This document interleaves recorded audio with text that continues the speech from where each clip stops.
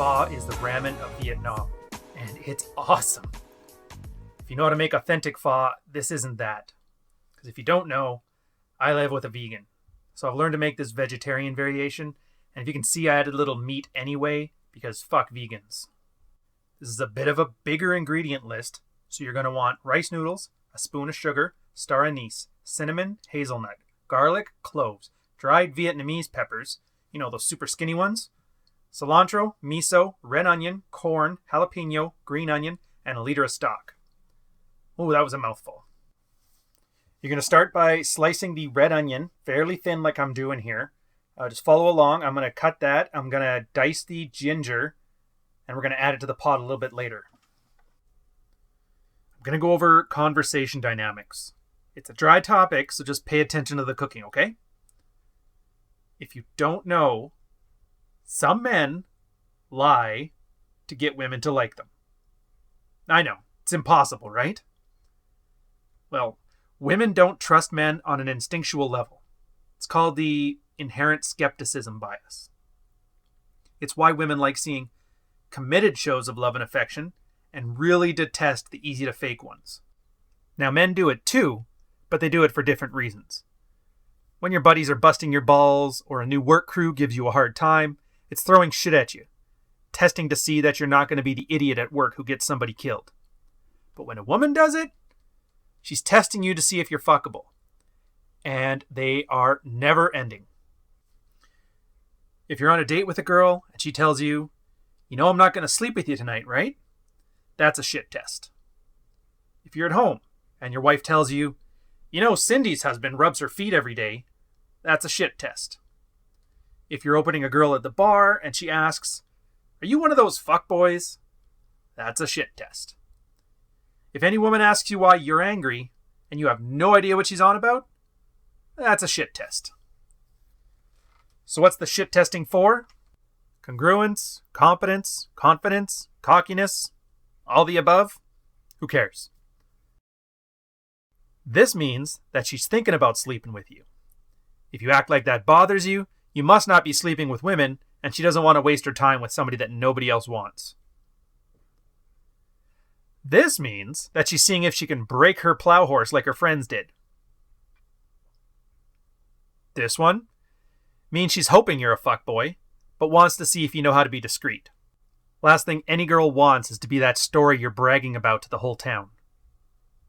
This one means she's not sure what to think. And chicks will throw shit just to see if they can rattle you. Or that she did something that should clearly make you angry, and she wants to know if she can blame her shitty behavior on you because you're the asshole. There's a million of these in life, and I can't go over all of them. The key, just realize that it's a sophisticated form of flirting. If you're able to navigate the subtext of the conversation with her, it's going to go much better for you in the long run. So as for what you can do about them, the best tools here are pressure flips, agree and amplify, amused mastery, and fogging. Pressure flips draw concerns out into the open, so you don't have to play these stupid games. Well, why would I be angry, babe? You haven't done anything to make me angry, have you? Agree and amplify is a way of calling out the absurdity of a conversation. Yeah, and if I act more like Cindy's husband, you may just put that strap on that he loves to get pegged with. Winning! Amused mastery is simple. You're looking at her like a 4-year-old who's trying to play like an adult. You're actively ignoring it. Chuckle to yourself. Of course, I wouldn't be with you if you were one of those girls. And fogging. Fogging acknowledges what the other person has said, but admits to nothing. Yeah, I can see how you'd think that. The key here is to have a frame. You have your goals, you have your desires, and you know that you take care of the people that are important to you. Any nonsense outside of this, any nonsense outside of your frame is either amusing, intriguing, or funny. And the last tool you can use on these is the nuke. Sometimes you've just had enough of someone's shit and you're just done. So you're drawing a hard boundary.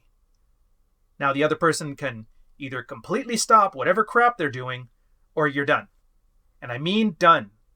If you're not prepared to walk away, all you've done is fail a shit test by being a hurt little boy who let his emotions get the better of him. And you know what? They wouldn't be wrong in assuming that. At no point here should you be emotional.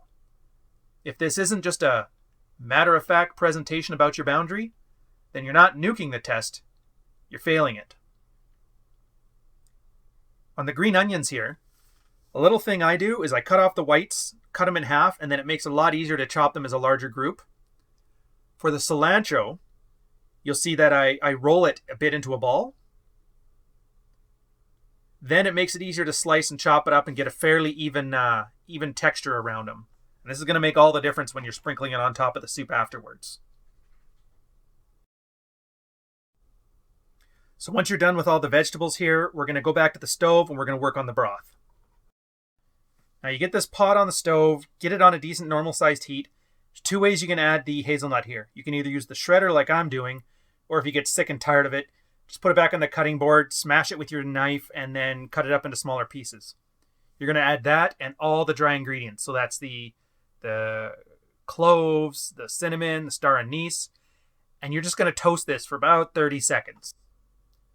Once that's done, you want to add those onions you just sliced, the corn, garlic, and then the vegetable stock.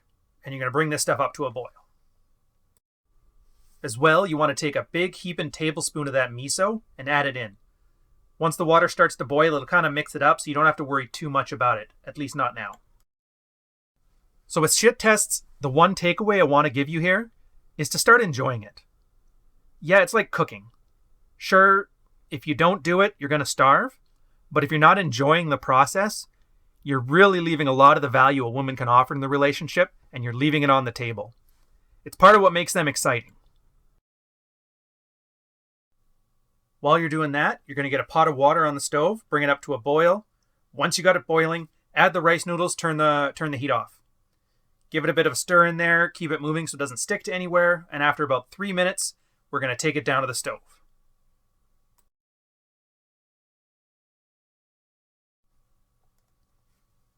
Now you can test it if you want to by grabbing a piece out of there. You can be like me and just use your own stupid fingers in boiling water and grab a piece. Or you can use a chopstick or a small fork, something like that. Either one works. It should taste chewy, but not doughy.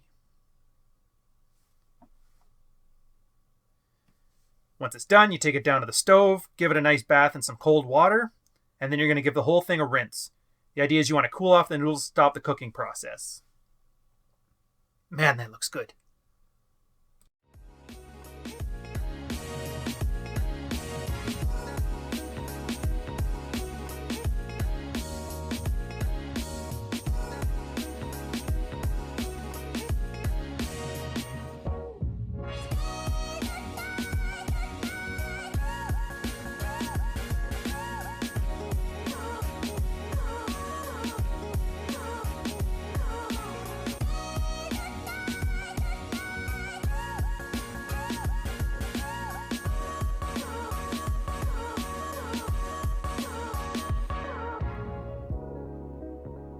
Once we're done, we take it back and we're going to plate ourselves.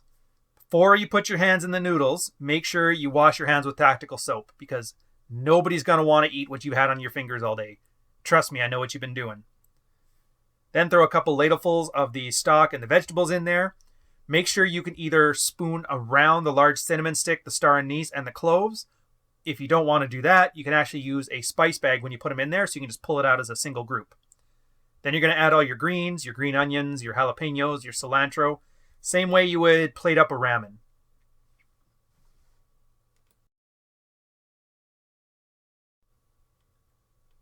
The last step here is going to be fun. You're going to sprinkle a little bit of soy sauce in there. Splash of hoisin. And like I said earlier, fuck vegans. I have some ground beef I just have sitting in the fridge. Add it to the soup at the end. If you see here, I'm kind of getting it underneath the broth because the heat of the broth is going to heat them up just fine. And that's it. Sit back and enjoy. The beauty of this too is you can leave the stock in the fridge, just make up some new noodles and you'll have fresh ones of these every day for up to a week.